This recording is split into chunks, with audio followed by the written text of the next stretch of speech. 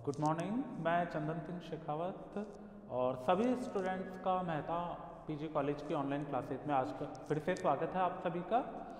और first year की class जो है अपना डे ज़रूर सेकंड है, लेकिन इसके अलावा मैं आपको बात करूं कि अपने कुछ पेपर्स के बारे में डिस्कस करना बाकी रह गया था जो कल की क्लास में मैंने नहीं किया था, वो आज अपन कर लेते हैं। तो सबसे पहले मैं आप लोगों को बता दूं कि आपके कौन कौन से पेपर आप लोग पढ़ने वाले हो फर्स्ट ईयर के अंदर, उसमें अपन कौन सा टॉपिक लेंगे। तो सबसे पहले मैं आपको पेपर से थोड़ा सा रूबरू करवा देता हूँ अपने कौन कौन से पेपर हैं। तो फर्स्ट ईयर के अंदर अपन बेसिकली 3 पेपर्स अपन पढ़ेंगे। सबसे नंबर 1 पेपर आएगा आपका cell bio, genetics and plant breeding, यानी कोशिका विज्ञान, आनुवंशिकी और पादप प्रजनन। ये आपका पहला पेपर रहने वाला है।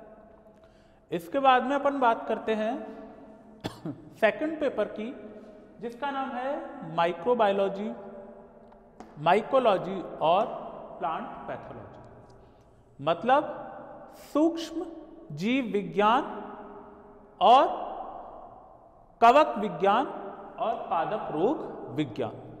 थर्ड आता है आपका पेपर, यानी जो तीसरा पेपर है शैवाल, ब्रायोफाइट और लाइकेन, ठीक है, जिसको अपन एल्गी, ब्रायोफाइट और लाइकेन कहते हैं।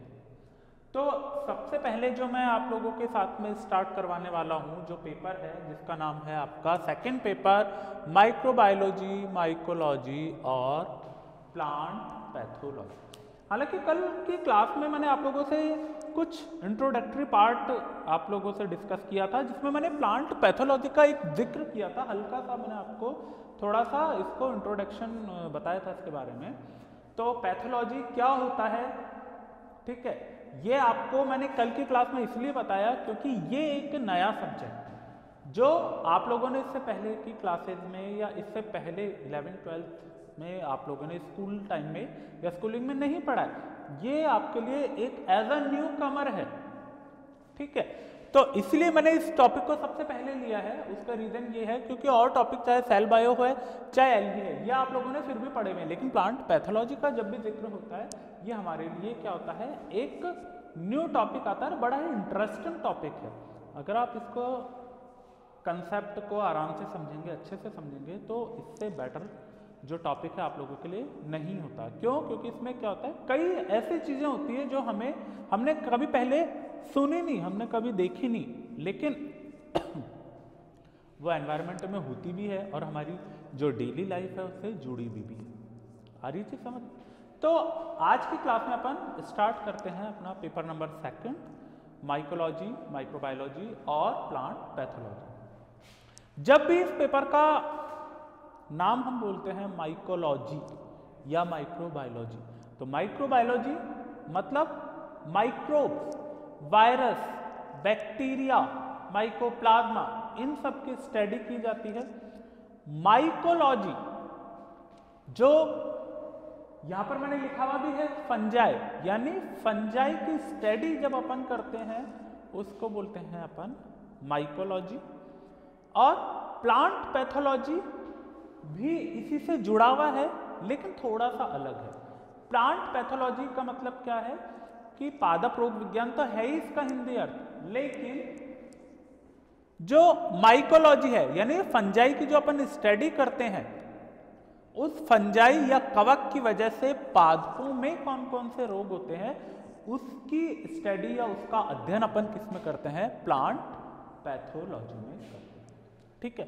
तो आज का अपना जो लेक्चर 1 है उसका सबसे इंपॉर्टेंट और सबसे अच्छा टॉपिक है फंजाई।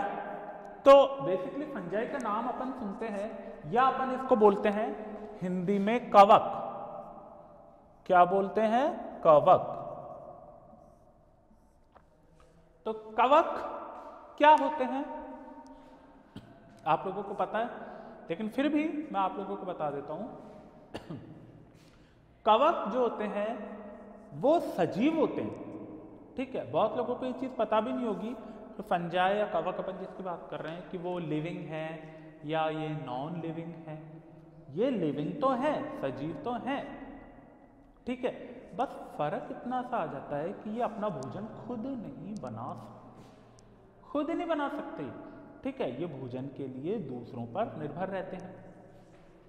अब अपन एक चीज देखते हैं कि साहब ऐसे फंजाई जो है उसके कुछ कैरेक्टर्स होते हैं जो इसको अपने और मेंबर से या दूसरे पौधों से इसको अलग बनाते हैं, उनके बारे में भी डिस्कस करूंगा। लेकिन सबसे पहले मैं आप लोगों को बता दूं, ये फंजाई की जब अपन स्टडी करते हैं उसको अपन क्या बोलते हैं, जैसे माइकोलॉजी। तो अब माइकोलॉजी का भी मतलब क्या है, इसको भी अपन देख लेते हैं। ये दो वर्ड से मिलकर के बना है, जैसे मैंने बोला आपको माइकोलॉजी,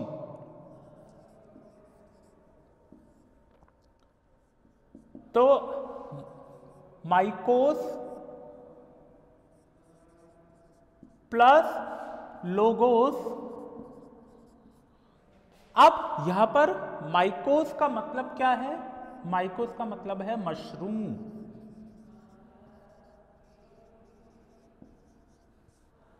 लोगोस का मतलब है स्टडी, ठीक है।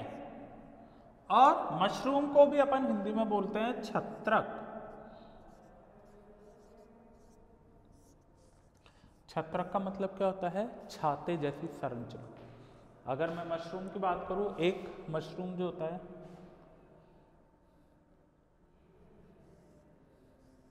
कुछ इस तरह का होता है, ठीक है, इस तरह का ही होता है मशरूम। ये ऊपर छतरी जैसी इसकी संरचना होती है, ठीक है। अब इसकी स्टडी अपन करते हैं किसमें, माइकोलॉजी के अंदर, माइकोस के अंदर।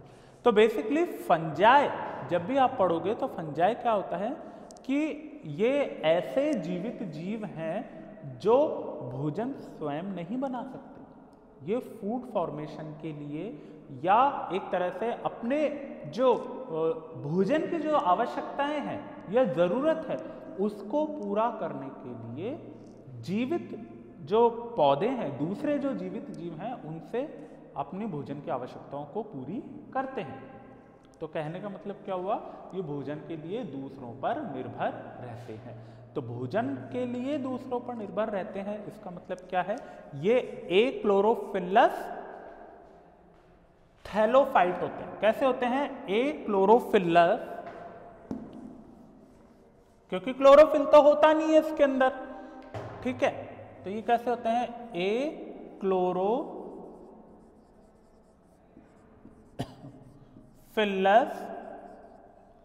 थैलोफाइट, थैलोफाइट, ठीक है, एक्लोरोफिलस थैलोफाइट। अब इन दोनों शब्दों का भी मतलब समझो आप। एक्लोरोफिलस का मतलब क्या होता है, जिसमें क्लोरोफिल नहीं होता, यानी हरित लवक जो है, हरित लवक नहीं है। थैलोफाइट का मतलब थैलोफाइटा। थैलो जो वर्ड है बेसिकली वो आता है सुकाय के लिए, सुकाय, या इंग्लिश में बोलते हैं अपन थैलस। थैलस या सुकाय क्या होता है, जो रूट, स्टेम और लीफ, जो जड़, तना, पत्ती इनके अंदर विभाजित नहीं होते हैं, उनको अपन क्या कहते हैं, थैलस। और ये थैलस को ही अपन ने यहां पर क्या बोल दिया, एक तरह से थैलोफाइटा। ये एक ऐसी सुकाय संरचना है जो न केवल जड़, तना, पत्तियों में विभेदित तो नहीं होती है, उसके साथ ही इसके अंदर हरित लवक भी नहीं होता है। तो कुल मिलाकर के एक ऐसी संरचना है, एक तरह से ये खोखली संरचना है। और इस पूरी संरचना का अध्ययन हम करते हैं माइकोलॉजी के अंदर। अब एक साइंटिस्ट थे एंटनी डिबेल, ठीक है। Antony डीबेरी,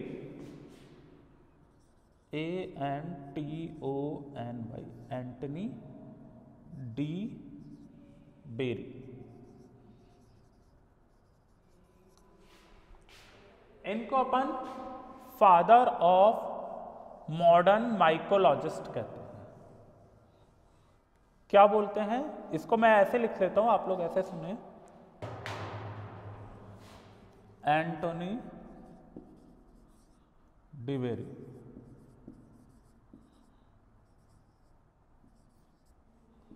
father of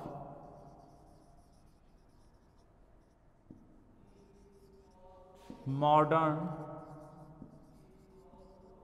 mycologist.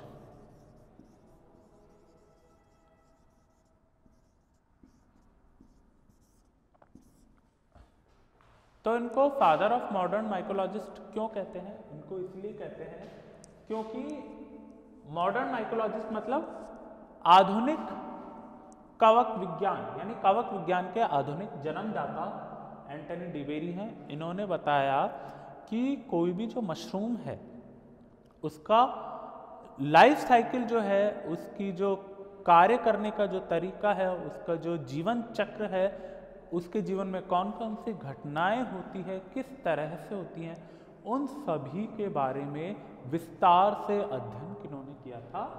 Antony डीबेरी ने किया, और बड़े ही अच्छे तरीके से इसको हमारे सामने प्रस्तुत किया।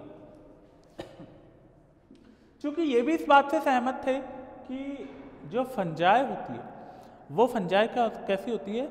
एक क्लोरोफिलस थैलोफाइट है। अभी मैंने आप लोगों को बताया एक क्लोरोफिलस का मतलब होता है कि जिसके अंदर क्लोरोफिल नहीं है। मतलब क्लोरोफिल नहीं है तो भोजन के लिए दूसरों पर निर्भर करेंगे।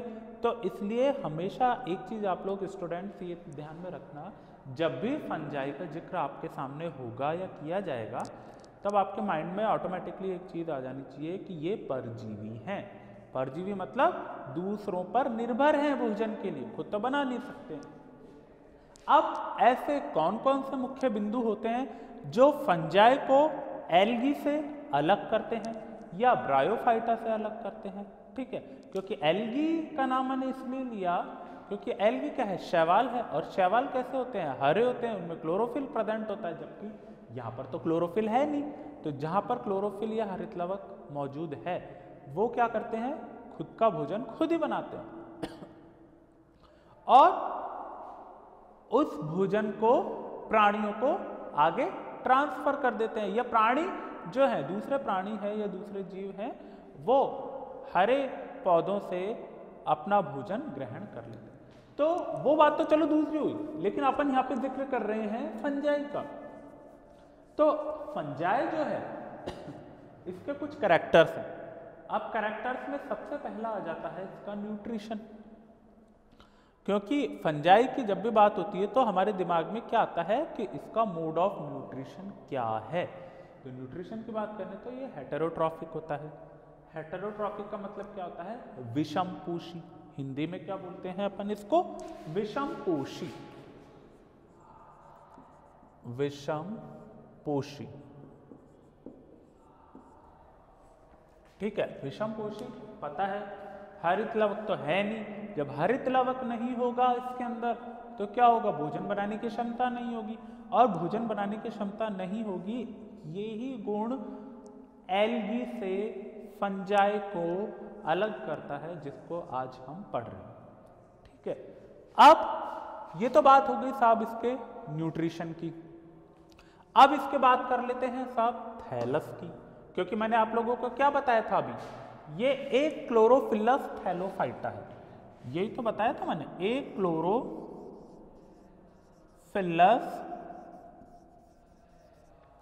थैलोफाइटा।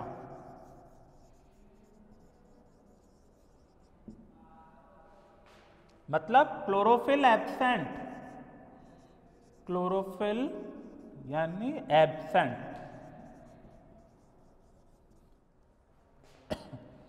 हरित लवक जिसको अपन हिंदी में बोलते हैं, हरित लवक क्या है? एब्सेंट, है ही नहीं। Thallophyta thallus. अब थैलस की मैंने जिक्र किया है, यहाँ पर मैंने कुछ शब्द लिख रखे हैं, जैसे सेप्टेट है, एसेप्टेट है, अमीबोइडल है, यूनिसेल्युलर है या प्लाज्मोडियल है। तो इतना घबराने की जरूरत नहीं है, चाहे मैं अमीबोइडल बोलूँ मतलब अमीबा के आकार के, प्लाज्मोडियम के आकार के भी हो सकते हैं, सेप्टेट यानी पट्ट हो सकते हैं, एसेप्टेट मतलब इनके अंदर क्या होगा कि सेप्टा नहीं भी हो सकते, हो भी सकते हैं। तो ये सारी चीज़ें, अब सेप्टेट और एसेप्टेट यानी सेप्टा का होना या नहीं होना, ये क्या होता है इसको आप लोग देखें। जैसे थैलस है कोई भी, ठीक है, उसमें भी दो स्थितियां हम देख सकते हैं। एक तो ये थैलस हो गया जिसके अंदर कोई सेप्टा नहीं है। तो जब कोई भी सेप्टा नहीं होगा तो ऐसे थैलस को अपन क्या बोलेंगे, एसेप्टेट थैलस। एसेप्टेट, एसेप्टेट का मतलब होता है पट्ट रहित, पट्ट रहित। दूसरा हो जाता है सेप्टेट। सेप्टेट के अंदर क्या होगा, इस तरह से सेप्टा बन जाएंगे।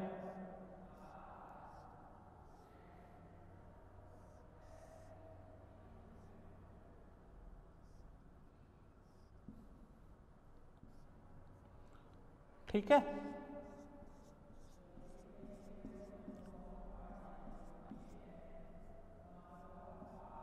ये हो गया आपका सेप्टेट कंडीशन यानी पट्ट युक्त।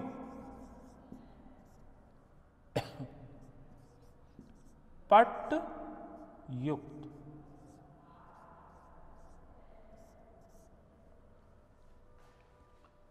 अच्छा, एक चीज और, जब भी मैंने आप लोगों के सामने अभी जिक्र किया सेप्टेट और एसेप्टेट का, यहाँ पे मैंने आपको समझाया, ठीक है, जिसके अंदर क्या होता है सेप्टा नहीं होते हैं। और ये क्या है, ये सेल्स हैं यानी कोशिकाएं, कोशिकाएं।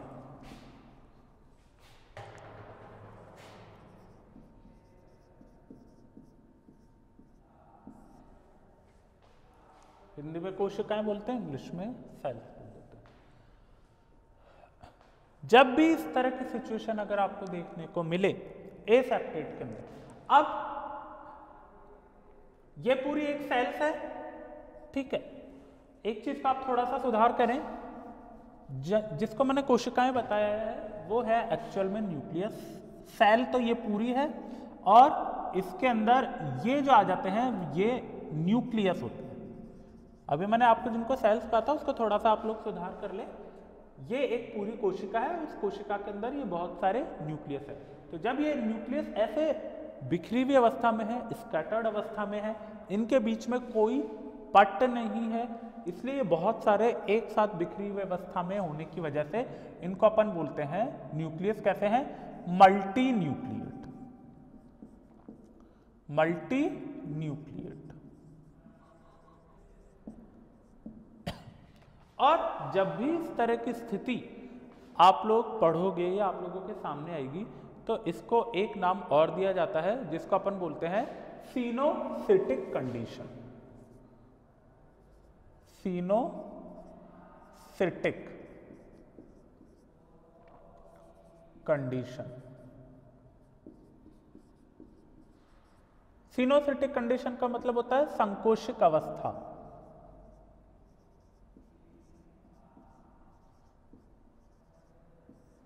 कौन सी होती है, संकोशिक अवस्था।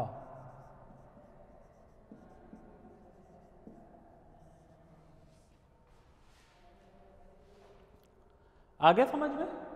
तो जब भी केंद्रक एक कोशिका में इस तरह से बिखरे हुए होंगे तब कौन सी अवस्था होगी, संकोशिक अवस्था, सिनोसिटिक कंडीशन।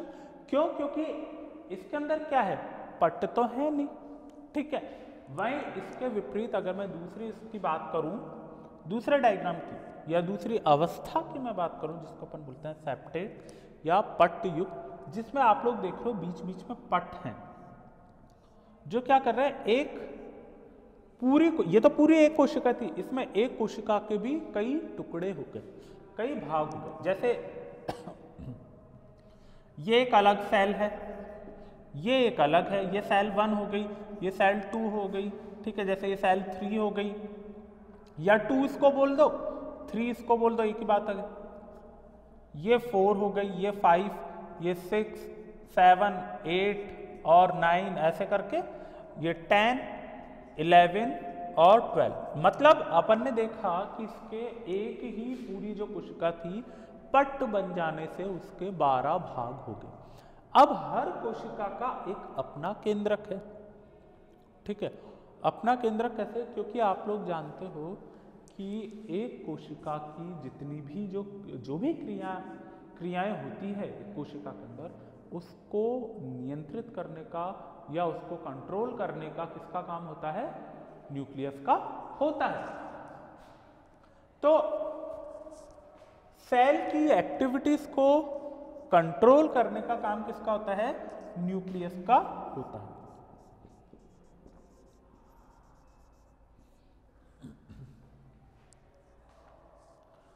न्यूक्लियस का हो गया काम। अब ये न्यूक्लियस क्या करेगा? इसकी एक्टिविटीज को कंट्रोल करेगा। और एक चीज और, ये चीज ध्यान रखना, अगर न्यूक्लियस का कंट्रोल किसी भी कोशिका पर से अगर हट जाता है या खत्म हो जाता है, तो उस कोशिका की मौत हो जाती है, उस सेल की डेथ हो जाती है।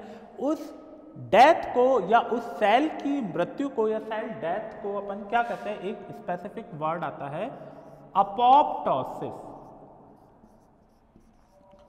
अपोप्टोसिस का मतलब होता है कोशिका की मौत।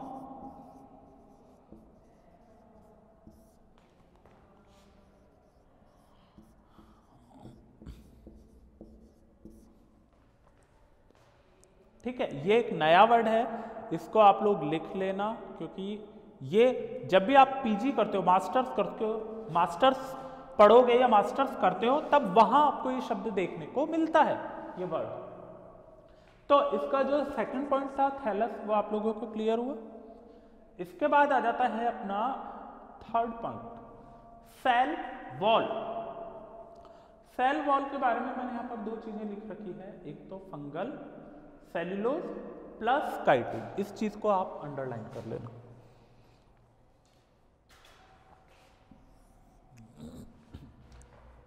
मैंने अंडरलाइन क्यों करवाया है? क्योंकि अधिकतर जो है, जब भी फंगस अपन पढ़ते हैं, जब भी अपन फंगस का जिक्र अपन करते हैं या हमारे सामने होता है, तो हमारे माइंड में एक ही चीज आती है कि फंजाई की तो सेल वॉल भाई काइटिन की ही बनी हुई होती है। ठीक है, माना काइटिन की बनी हुई होती है, लेकिन इसका मतलब ये नहीं है कि सिर्फ काइटिन की ही बनी हुई होती है, वो फंगल सेल्यूलोज की भी बनी हुई होती है। ठीक है, अब ये फंगल सेल्यूलोज है, काइटिन है या लिग्निन है, ये सब कहाँ प्रेजेंट होंगे? ये प्रेजेंट होंगे मिट्टी के अंदर। ठीक है, सॉइल के अंदर प्रेजेंट होते हैं।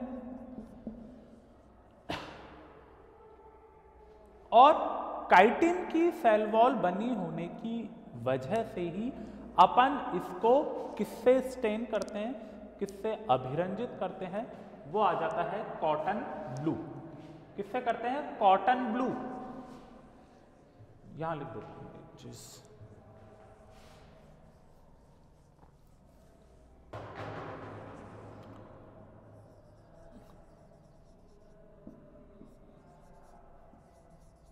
Cotton blue. कॉटन ब्लू से स्टेन करते हैं किसको? फंजाई को। ठीक है, तो कॉटन ब्लू से फंजाई को स्टेन क्यों किया जाता है? क्योंकि इसकी जो सेल वॉल होती है वो कैसी होती है? मोटी होती है। और किसकी बनी होती है? काइटिन की बनी हुई होती है। और दूसरी चीज, इसके अंदर ऊतक विभेदन जो होता है एल्गी और ब्रायोफाइट के समान नहीं होता है, तो ऊतकों में हम विभेदन नहीं कर सकते हैं, इसलिए सेफ्रेनिन की बजाय हम कॉटन ब्लू को इस्तेमाल करते हैं। आया समझ में? तो कॉटन ब्लू क्या है? एक तरह से एक ऐसा स्टेनिंग मटेरियल है जो फंजाई की जो कोशिकाएं होती है उसको आसानी से अभिरंजित करके हमारे सामने एक एग्जाम्पल ये पेश कर सकता है कि ऊतक विभेदन हम इजीली इस तरीके से कर सकते हैं। उसके बाद आ जाता है आपका फोर्थ पॉइंट, सेल ऑर्गेनाइजेशन। तो सेल ऑर्गेनाइजेशन कैसा होता है? यूकैरियोटिक। मैंने आप लोगों को अभी थोड़ी देर पहले बताया कि फंजाई जो होते हैं वो कैसे होते हैं? लिविंग हैं, जीवित हैं। तो इसके बारे में एक वर्ड और आ जाता है और मैं ऐड ऑन करना चाहूंगा, लिविंग, क्लोरोफिलस, डायनामिक और यूकैरियोटिक। यूकैरियोटिक मतलब सारे सेल ऑर्गेनेल्स इसके अंदर प्रेजेंट हैं, चाहे माइटोकॉन्ड्रिया हो, गोल्गी बॉडी हो, क्योंकि यूकैरियोटिक क्या होते हैं?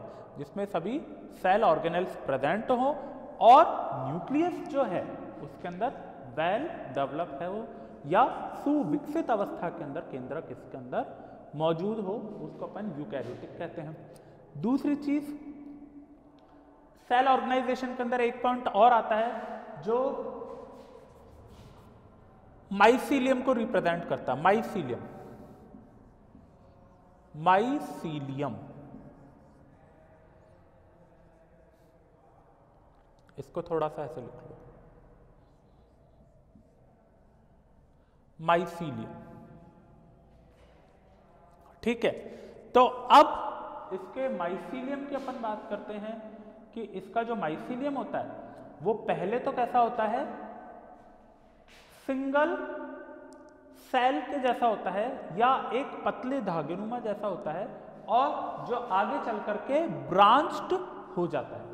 अब इसका जो माइसीलियम है वो किस तरह से ब्रांच्ड होता है उसको अपन एक बार देखेंगे, और उससे पहले मैं आप लोगों से एक चीज और ये डिस्कस करना चाहूंगा कि जो माइसीलियम है अपना, वो माइसीलियम क्या करता है कि जो थैलस की जो स्ट्रक्चर होती है उसके अंदर कैसा होता है? यूनिन्यूक्लिएट और मल्टीन्यूक्लिएट के फॉर्म में भी हो सकता है।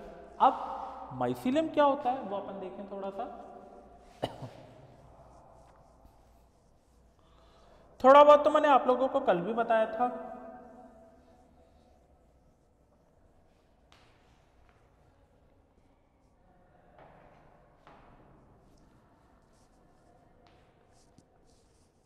क्योंकि माइसीलियम का जब भी जिक्र होगा इसके अंदर क्या होता है? थैलस की जो स्ट्रक्चर होती है वो या तो यूनिन्यूक्लिएट या मल्टीन्यूक्लिएट माइसीलियम के रूप में होगी। किसकी स्ट्रक्चर होगी? थैलस की स्ट्रक्चर। अब साहब माइसीलियम क्या होता है? तो माइसीलियम को समझने से पहले एक वर्ड आप लोग जरूर ध्यान में रखें, वो होता है हाइफी, जिसको अपन बोलते हैं कवक सूत्र।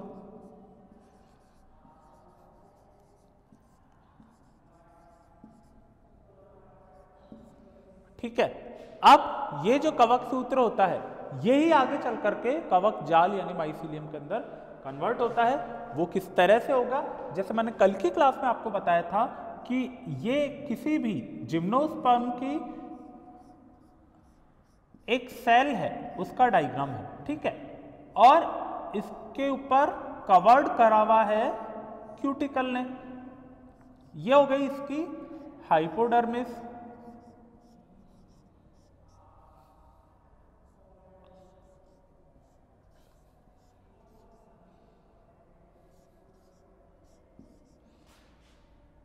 ये हो गई इसकी कॉर्टेक्स की सेल।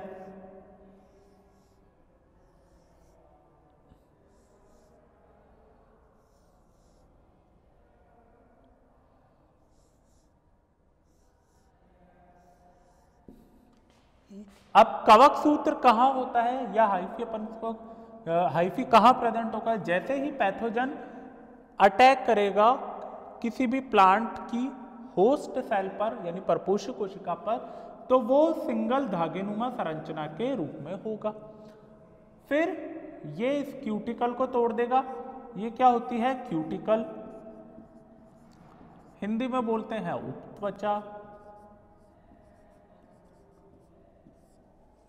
ये हो जाती है आपके एपिडर्मिस,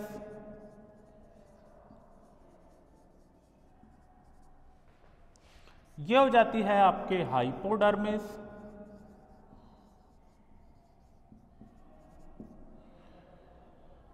ये दोनों, ये हो जाती है आपके कॉर्टेक्स।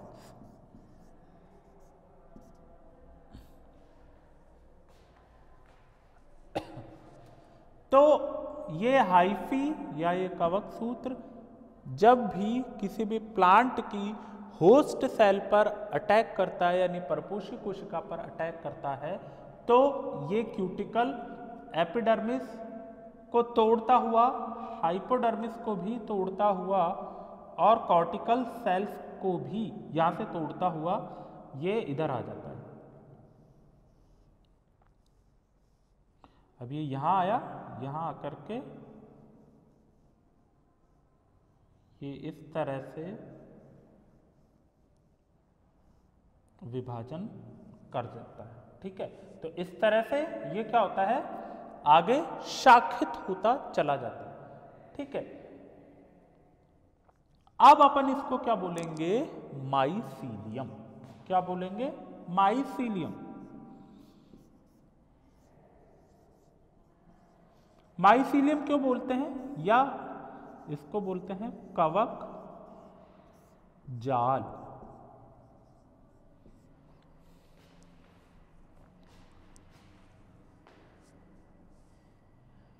कवक सूत्र था, भोजन नहीं मिला, भोजन बना भी नहीं सकता है अपने आप, भोजन को हासिल करने के लिए, अपने जीवन चक्र को आगे बढ़ाने के लिए किसी भी प्लांट की ये होस्ट सेल है, यानी परपोषी कोशिका पर आक्रमण करता है और धीरे धीरे आगे बढ़ता हुआ अपनी जगह को बना लेता है। परपोषी कोशिका उसकी क्यूटिकल को तोड़ा, एपिडर्मिस को तोड़ा, हाइपोडर्मिस यानी अधोत्वचा,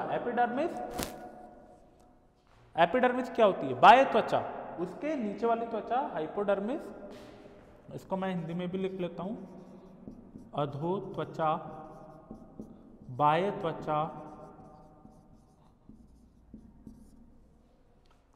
और कॉर्टेक्स को तोड़ता हुआ या कॉर्टिकल सेल्स को तोड़ता हुआ बीच में जहां पर जगह मिलती है वहां पर ये भोजन को ग्रहण करके अपने आकार को बड़ा करके ये शाखित हो जाता है, जिसको अपन क्या बोलते हैं, माइसीलियम।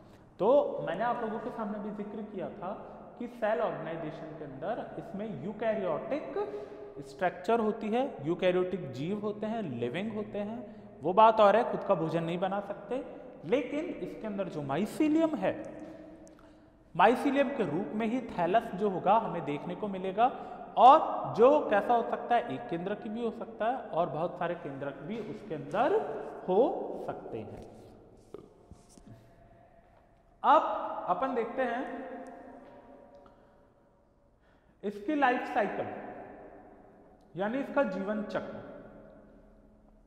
जीवन चक्र की मैं बात करूं तो जीवन चक्र जो होता है इसका कैसा होता है, सिंपल टू कॉम्प्लेक्स मैंने लिखा हुआ। अब सिंपल टू कॉम्प्लेक्स मतलब सरल से लेकर के जटिल। अब बहुत लोगों के दिमाग में ये चीज भी आ रही होगी कि भाई सरल से जटिल तक ये कैसे हो सकता है, तो देखो ये ऐसे होगा सरल से जटिल, क्योंकि जब भी मशरूम उगना शुरू होते हैं, ये क्या है, ये तो एक तरह से छत्रक ही है, ठीक है, ये तो जमीन में उगते हैं और बेसिकली बारिश का जो मौसम आता है तो उसमें ये ज्यादा उगते हैं अपने आप, वो भी रेगिस्तानी इलाकों में। तो ये जब उगते हैं, ओरिजिनेट होते हैं, तो बड़े सिंपल तरीके से उगते हैं, जैसे कि हर पौधा उगता है, बिल्कुल वैसे ही उगते हैं। फिर साहब कॉम्प्लेक्स कैसे होते हैं, सिर्फ उगना ही थोड़ी ना एक प्रक्रिया है, असली प्रक्रिया तो उगने के बाद में या ओरिजिनेट या जन्म लेने के बाद में होती है। इनका विकास होते हैं, ठीक है, इनका विकास किस तरह से होता है, इनमें जनन किस तरह से होगा, इसके अलावा इनकी जो लाइफ साइकिल है उस पर क्या क्या फेवरेबल चेंजेस आएंगे, क्या क्या अनफेवरेबल चेंजेस आएंगे, कौन कौन सी मतलब अनुकूल परिस्थितियां हैं, प्रतिकूल परिस्थितियां हैं। अगर अनुकूल परिस्थितियां होती है तब तो इनके अंदर जनन भी होता है, इनकी जो आकार भी बढ़ता है, इनकी संख्या भी बढ़ती है, और वहीं अगर प्रतिकूल परिस्थिति आ जाती है तो उनकी जो वृद्धि और विकास पर नकारात्मक प्रभाव पड़ता है। तो वो सारी चीजें आ जाती है। फिर इनके जनन से संबंधित बात आ जाती है।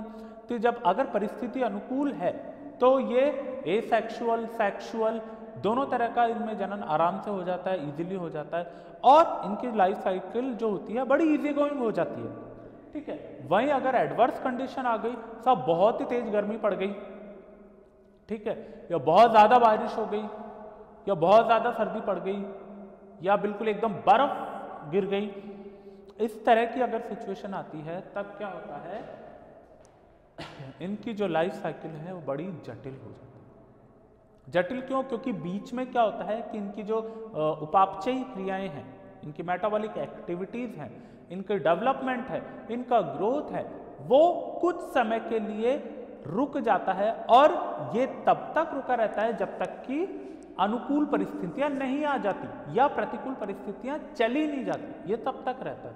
उसके बाद वापस से ये पुरानी स्थिति में आकर के वृद्धि करते हैं और विकास करते हैं। फिर नेक्स्ट पॉइंट आता है आपका होमोथैलिक और हेटेरोथैलिक।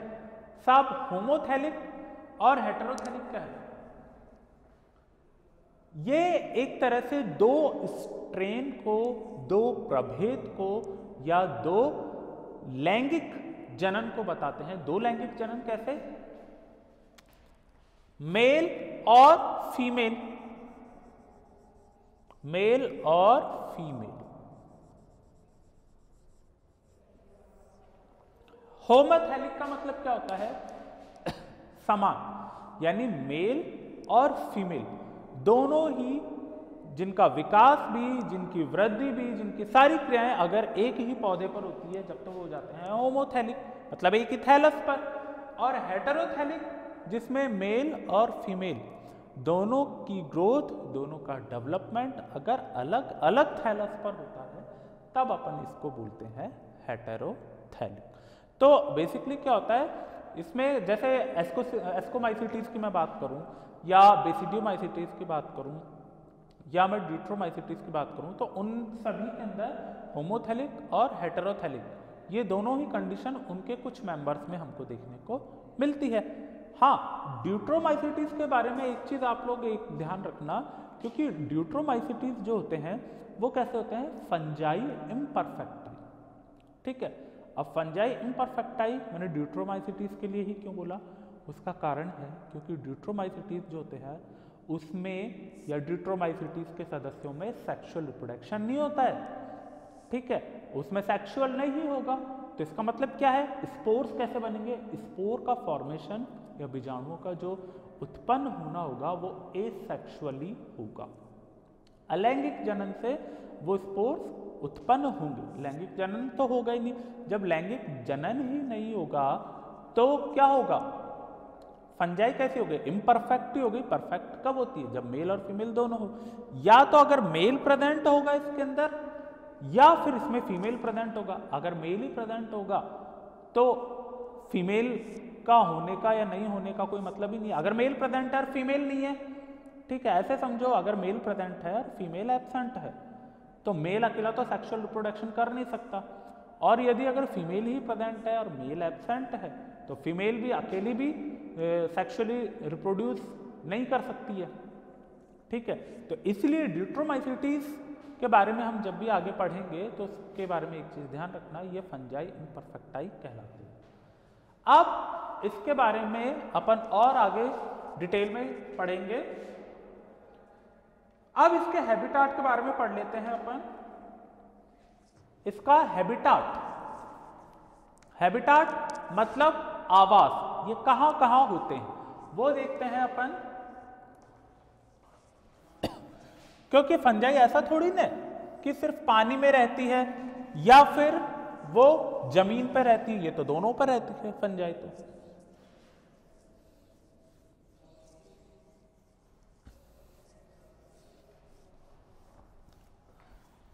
तो जब दोनों पर फंजाई है, ठीक है, अगर जल के अंदर फंजाई रहती है तब अपन उसको क्या बोलते हैं, एक्वाटिक फंजाई, और जो स्थल पे रहती है उसको अपन क्या बोलते हैं, जो जमीन पर रहती है उसको बोलते हैं अपन टेरेस्ट्रियल फंजाई।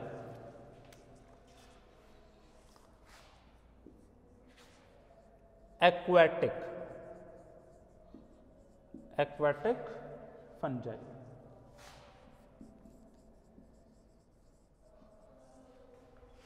दूसरी आती है अपने टेरेस्ट्रियल फंजाई।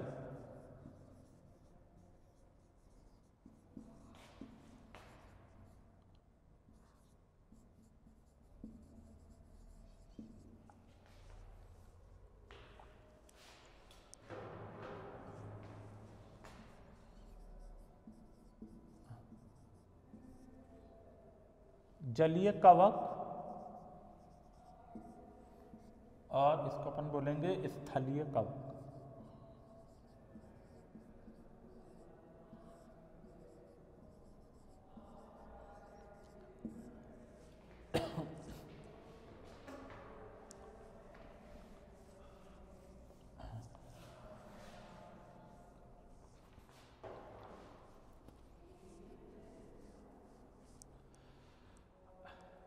अब सबसे पहले बात कर लेते हैं अपन एक्वाटिक फंजाई।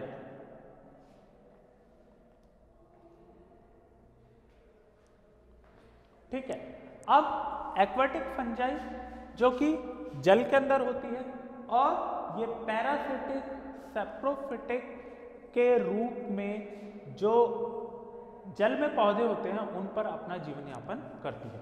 अब एक्वाटिक फंजाई, जैसे मैं इसका एग्जाम्पल की बात करूं तो एग्जाम्पल में आ जाएगा आपका एस्कोमाइसिटीज,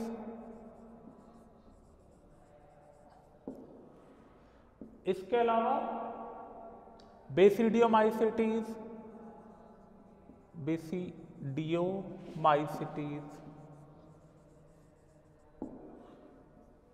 और ड्यूट्रोमाइसिटीज।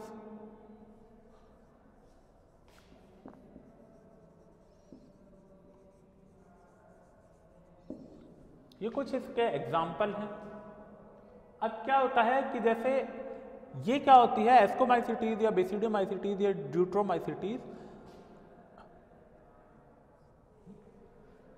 ये जल में रहने वाले जो पौधे होते हैं, ठीक है, जो जल की या तो सतह पर तैरते रहते हैं या बेसिकली जो जल के अंदर डूबे हुए रहते हैं। जैसे मैं अगर बात करूं हाइड्रिला हो गया या वेलिसिनेरिया हो गया, या फिर अगर आप बात करो आइकॉर्निया हो गया, ये क्या है, सब हाइड्रोफाइट्स है, जल में रहते हैं।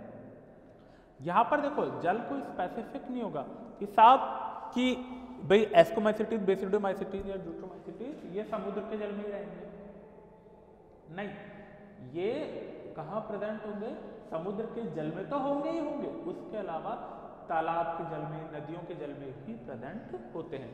तो एस्कोमाइसिटीज, बेसिडियोमाइसिटीज और ड्यूट्रोमाइसिटीज के जो सदस्य हैं वो हाइड्रोफाइट्स या जल में जो पौधे डूबे हुए रहते हैं उन पर एज अ पैरासिटिक अपना जो लाइफ है उसको स्पेंड करते हैं, परजीवी के रूप में उनके ऊपर रहते हैं, उनसे अपना भोजन प्राप्त करते हैं और एक तरह से उनके साथ में सहजीविता का संबंध स्थापित करते हैं।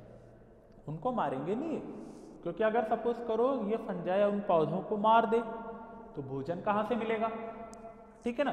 तो भोजन उनको बराबर मिलता रहे, भोजन उनको जरूरी भी है, क्योंकि अगर सपोज करो कि फंजाई ने समुद्र में रहने वाले किसी भी पौधे पर अगर अटैक करके उसको मार दिया तो भोजन के लिए तो फंजाई के पास में दूसरा तरीका है नहीं। क्यों? क्योंकि वो भोजन के लिए वैसे ही दूसरे पर निर्भर है, तभी तो अपन उसको क्या बोलते हैं, फंजाई को। कैसे होते हैं ये? परजीवी तो होते हैं, पैरासिटिक तो होते हैं, पैरासिटिक ही होते हैं, परजीवी हैं। मैंने आपको थोड़ी देर पहले बताया था, एक क्लोरोफिलस होते हैं, क्लोरोफिल तो होता नहीं है। तो ये क्या करते हैं, जल के अंदर रहने वाले जो पौधे होते हैं जिनको अपन क्या बोलते हैं, फाइटोप्लैंक्टन।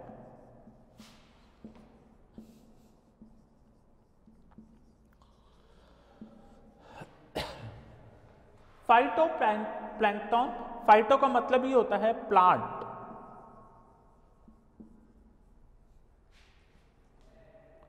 फाइटो का मतलब होता है प्लांट्स, और प्लैंकटन का मतलब क्या होता है, पौधों पर रहने वाले जीव या ऑर्गेनिज्म।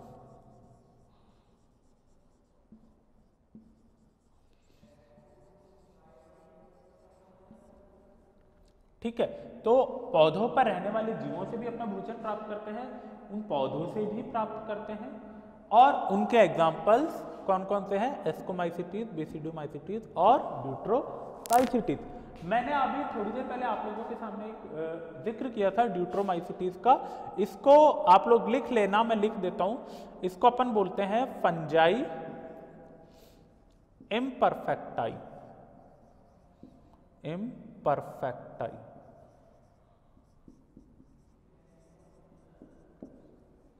मतलब सेक्सुअल रिप्रोडक्शन नहीं होता है, सेक्सुअल रिप्रोडक्शन नहीं होता है।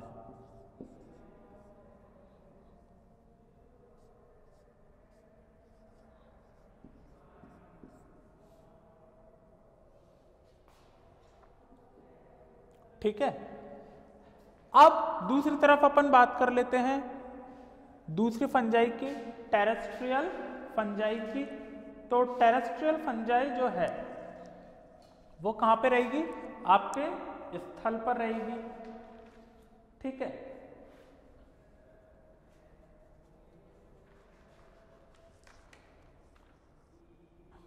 एक्वाटिक हो गया, और टेरेस्ट्रियल, टेरेस्ट्रियल में बेसिकली 4 टाइप आते हैं, सॉइल फंजाई, सिम्बायोटिक, पैरासिटिक और हाइपर पैरासिटिक। जैसे सॉइल फंजाई टेरेस्ट्रियल के अंदर कितने आ जाते हैं, सॉइल फंजाई, जैसे मैं यहां पे लिख देता हूं,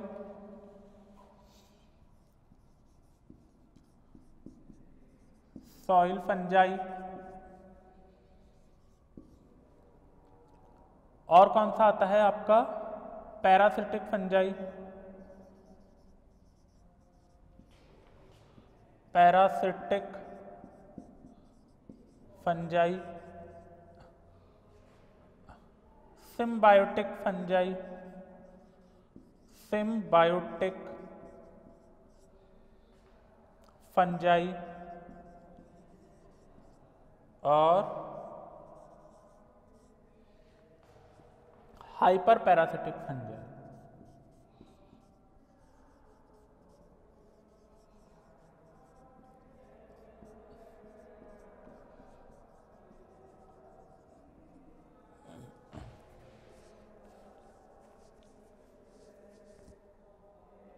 सॉइल फंजाई क्या होते हैं, जो मिट्टी में रहते हैं, ठीक है ना, और मिट्टी से ही ये अपना न्यूट्रिशन लेते हैं।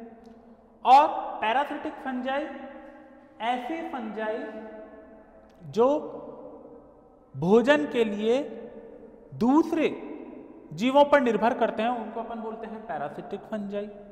थर्ड आता है सिम्बायोटिक फंजाई। कुछ फंजाई ऐसी भी होती है जो क्या करते हैं, भोजन के लिए दूसरों पर तो निर्भर होते ही हैं, साथ में उनसे एक ऐसा रिलेशन बनाते हैं जिससे कि न तो उस पौधे को नुकसान होता है और न ही इस फंजाई को नुकसान होता है। तो कहने का मतलब है एक तरह से लाभदायक संबंध बनाते हैं, जिसको अपन बोलते हैं सिम्बायोटिक रिलेशन या सिम्बायोटिक एसोसिएशन, साथ साथ रहना एक दूसरे को बिना नुकसान पहुंचाए। हाइपर पैरासाइट या हाइपर पैरासिटिक फंजाई, ये ऐसे फंजाई होते हैं जो पैरासिटिक फंजाई जो होते हैं उसके ऊपर क्रिया करके और उनसे भोजन की प्राप्ति करते हैं। ठीक है, तो अब सबसे पहले अपन देख लेते हैं सॉइल फंजाई।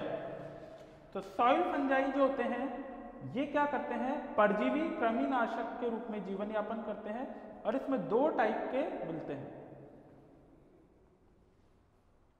एक तो सॉइल इनहेबिटेंट होते हैं और दूसरा रूट इनहेबिटेंट। कौन कौन से होते हैं, सॉइल इनहेबिटेंट यानी मृदा आवासीय, और रूट इनहेबिटेंट, इसमें भी दो होते हैं।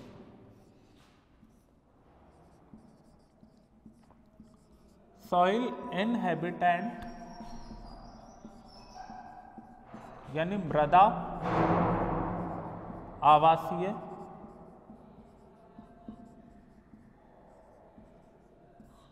और दूसरा होता है रूट इनहेबिटेंट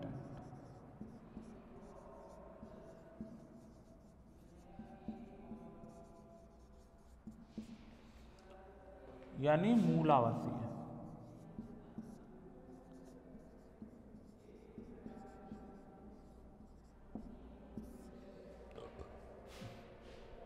जिनका आवास स्थान मिट्टी है और जिनका आवास स्थान मूल है, इन दोनों को अलग अलग अपन ऐसे समझ सकते हैं। अब ये क्या करते हैं, जो मिट्टी में है, जो मिट्टी के अंदर रहते हैं, ये क्या करते हैं, फंजाई मिट्टी के अंदर मौजूद सेल्यूलोज, लिग्निन, सुबेरिन और प्रोटीन, विटामिन, इनका अपघटन करके इनको भोजन के रूप में काम में लेते हैं। इसको अपन क्या बोलते हैं, सॉइल इनहेबिटेंट। ठीक है, सेम चीज आ जाती है आपके रूट इनहेबिटेंट, जो मूल के अंदर रहते हैं, जड़ के अंदर जिनका आवास है। ठीक है, रहने के लिए जगह तो उनको रूट है, लेकिन इनका जो भोजन है, भोजन के लिए ये वापस से सॉइल के ऊपर ही निर्भर करते हैं, क्योंकि सॉइल के अंदर ही पर्याप्त मात्रा में लिग्निन होता है, सुबेरिन होता है और प्रोटीन होता है। इनका अपघटन करते हैं, इनको तोड़ते हैं और भोजन के रूप में काम में लेते हैं। तो भोजन संबंधी आवश्यकताओं के लिए ये क्या करते हैं, सॉइल पर निर्भर रहते हैं। और आवास जो है इनका कौन सी होती है, रूट होती है। और बेसिकली देखा जाए तो रूट भी किस में होती है, मिट्टी में ही तो होती है। जड़ें भी कहाँ होती है, जमीन में होती है, मिट्टी के अंदर होती है। ठीक है, फिर उसके बाद में आ जाता है आपका पैरासिटिक फंजाई। ये वो फंजाई हैं जो दूसरे से भोजन लेते हैं, यानी क्योंकि फंजाई का मतलब क्या है, परजीवी है, ये तो भोजन दूसरों से लेगी। तो ये इसके अंदर कौन से फंजाई आ सकते हैं आपके, एस्कोमाइसिटीज के आगे मेंबर, ड्यूट्रोमाइसिटीज का आ गया, सिम्बायोटिक। सिम्बायोटिक का बहुत अच्छा एग्जांपल आ सकता है लाइकेन और माइकोराइजा। लाइकेन्स और माइकोराइजा।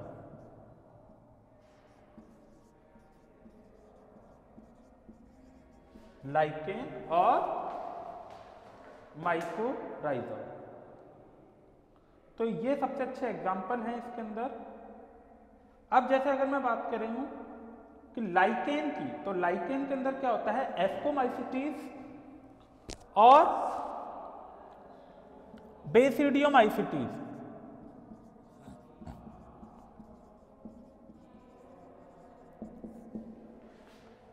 ठीक है, एस्कोमाइसिटीज और बेसिडियोमाइसिटीज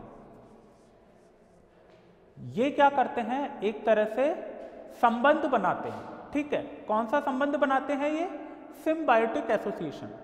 सिम्बायोटिक एसोसिएशन एक ऐसा गठबंधन होता है, एक ऐसा संबंध होता है जिसमें किसी को भी नुकसान नहीं होता, फायदा दोनों को ही होता है इसके अंदर। अब अगर अपन देखें इसके अंदर जो रिलेशन बनता है आपके, अब एस्कोमाइसिटीज और बेसिडियोमाइसिटीज, ये रिलेशन जो है ये किससे बनाएंगे, आपके दिमाग में ये क्वेश्चन आ रहा होगा कि ये किससे संबंध बनाते हैं जिससे कि इनको पूरा फायदा होता है। तो ब्लू ग्रीन एल्गी,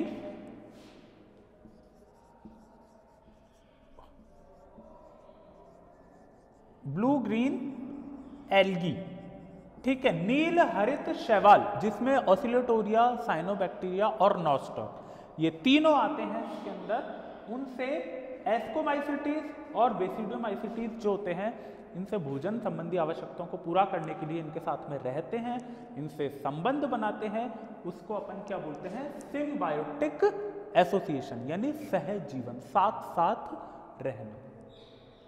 दूसरा आ जाता है जैसे माइकोराइजा, जिसको अपन बोलते हैं कवक मूल, इसको तो बोलते हैं शैवाक, शैवाक, इसको बोलते हैं कवक मूल।